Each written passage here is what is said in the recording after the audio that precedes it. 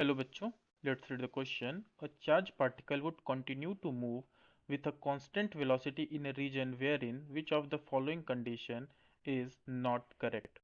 Question में कह रहा है कि एक चार्ज पार्टिकल कांस्टेंट वेलोसिटी से यानी मैग्नीट्यूड और डायरेक्शन दोनों सेम वो मूव करती रहेगी गिवन में से कौन सा कंडीशन उसके लिए करेक्ट नहीं है, इस स्टेटमेंट के लिए करेक्ट नहीं है। तो सबसे पहले बात करते हैं E is equal to zero but B is not zero. अगर E जीरो है बट बी नॉट जीरो है तो इस केस में भी उसकी वेलोसिटी पे कोई फर्क नहीं पड़ेगा अगर वेलोसिटी और मैग्नेटिक फील्ड की जो डायरेक्शन है वो पैरेलल या एंटी पैरेलल है, क्योंकि इस केस में जो फोर्स लगेगा मैग्नेटिक फील्ड की वजह से वो जीरो हो जाएगा। नाउ कंडीशन नंबर टू जो दिया हुआ है वो दिया है कि E is non zero and B is non zero. ये तब पॉसिबल है अगर ये दोनों एक दूसरे के परपेंडिकुलर हों और वेलोसिटी भी जो है वो इन दोनों के परपेंडिकुलर हो। सो इस केस में जो फोर्स होगा इलेक्ट्रिक फील्ड का वो इक्वल होगा force due to magnetic field, यानी ये एक दूसरे को अपोजिट कैंसिल करेंगे।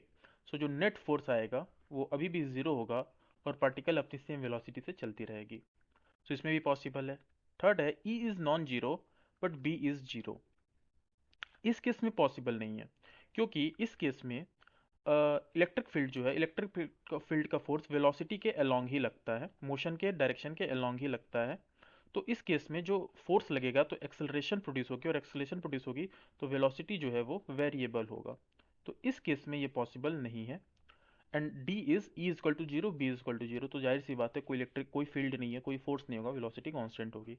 तो जो नॉट करेक्ट है वो है option C. I hope you understood it well. All the best.